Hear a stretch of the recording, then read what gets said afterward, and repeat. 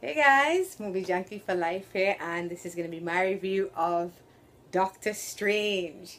Directed by Scott Derrickson and starring Benedict Cumberbatch as Doctor Strange. We have Chiwetel Ejiofor, I hope I'm saying that correctly, as Baron Mordo, and Mads Mikkelsen as Caliphas. I think his name is something like that. And of course, Tilda Swinton as the Ancient One.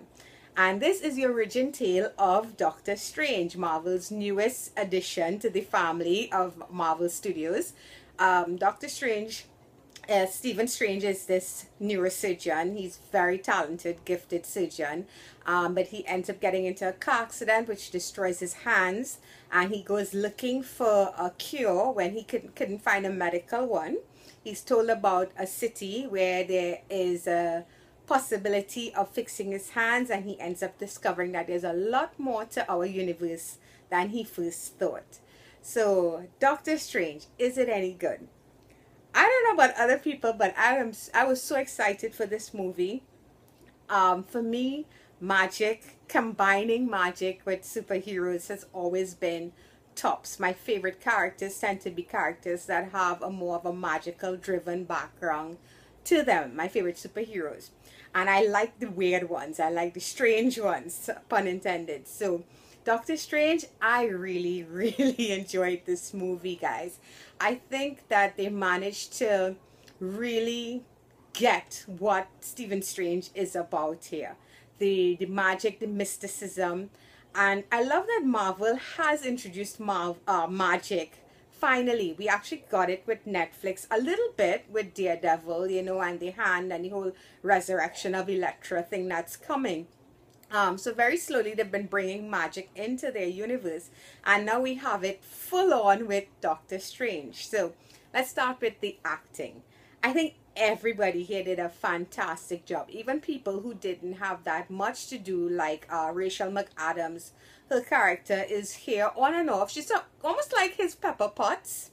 But she doesn't have as much to do, but I think she did a good job, and she and Benedict had good chemistry, so they fit together quite nicely. Of course, Benedict Cumberbatch, Marvel has hit it out of the park again. His Stephen Strange, to me, was perfect. He embodied what this character or who this character is, and I like that he didn't try to be like Tony Stark, because the characters are both very egotistical, very wealthy, kind of know-it-all type characters. So there is a hint of that there, but definitely to me, Stephen Strange was his own character, and I loved it. The visuals in this movie, I mean, come on. So many people were worried that it was going to look like Inception, but it was definitely not that. It was its own thing. While it did get overwhelming at times, I'll get back to that. I think overall it managed to embody that magical feel. It did not feel too techy or anything like that. This movie managed to be its own thing. So I like the pacing of this movie. I enjoyed the sound effects. I enjoy, again, the visuals. I did see this at the IMAX, so it was felt a little bit like it had vertigo at times, but it was never too overwhelming.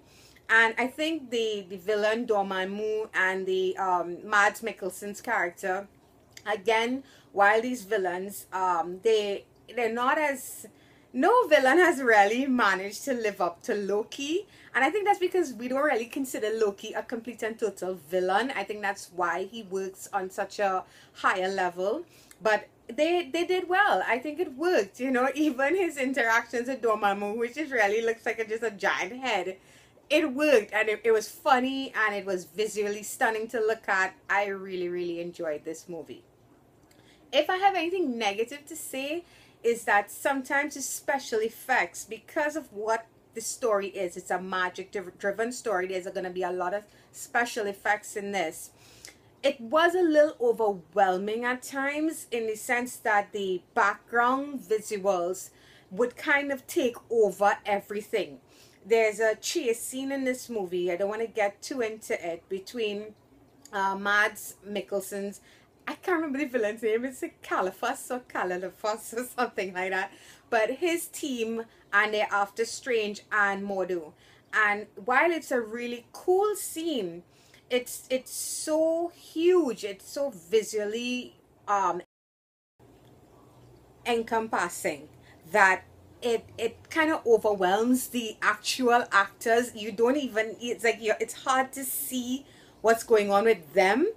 And that was my only real issue, that this movie had some pretty huge um magical moments, you know. I don't know if I'm saying it correctly, if I'm getting my point across. It's just, to me, the background would take over and the foreground would disappear. I think that's the best way I can put it. And the characters themselves would kind of get swallowed up in everything you were seeing.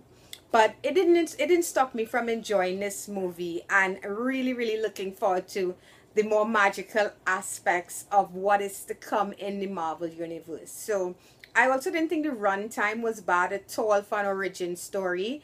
You know, with origin stories, you always have to have those quieter moments where they develop the character. I think they managed to do it really well here without it feeling like it was dragging out, because it doesn't really take long for the magical stuff to kick in, you know. As a matter of fact, as the movie starts, we get a really awesome fight sequence between the Ancient One and the bad guys in this.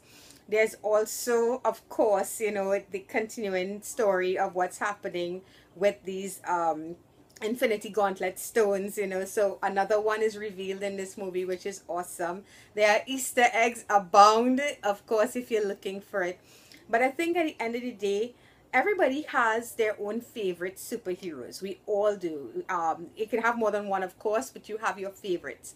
And for those who are looking for a Doctor Strange that really managed to bring Strange alive from those two-dimensional pages onto the big screen, I think they did a fantastic job. Scott Derrickson, the director here, his background is all, to me, like horror movies. I'm not a huge fan of Sinister, but he also did deliver them from Evil, which I really enjoyed, and a couple other horror movies. And to see him transfer what he does onto this much bigger canvas, I think he did a great job. And like I said, the way they lay down the stepping stones for what is to come into the magical universe of Marvel, I think they did a really great job. I also love Stephen Strange, the look of Stephen Strange. I think the Sanctorium looked awesome. There was just so much for fans of Strange to enjoy. So while this movie, again, I always keep coming back to Winter Soldier being my absolute favorite Marvel movie, Strange is going to be right up there for me because I just love magic. So I'm going to give Doctor Strange an 8 out of 10. It was a solid showing. Wonderful visuals. Well acted. Cumberbatch became Strange. You did not see Khan. You did not see Sherlock. You saw Dr. Stephen Strange. The fight sequences were very well choreographed. The visuals were stunning. And my only real issue with this movie was the fact that sometimes the characters would get lost in the visuals. But other than that, I didn't really have anything negative to say about this movie. Of course, with these blockbusters, you're going to have to watch it more than once. Maybe on a second viewing, I'll see some stuff that I maybe didn't like as much. Or maybe I'll love it even more and I'll get an even higher score. But for now, I'm giving Doctor Strange an 8 out of 10. And I highly recommend you check it out on the big screen. And that's going to be it for this one, guys. I might do a spoiler review of this later on, so you guys can look out for that. But until next time, bye-bye.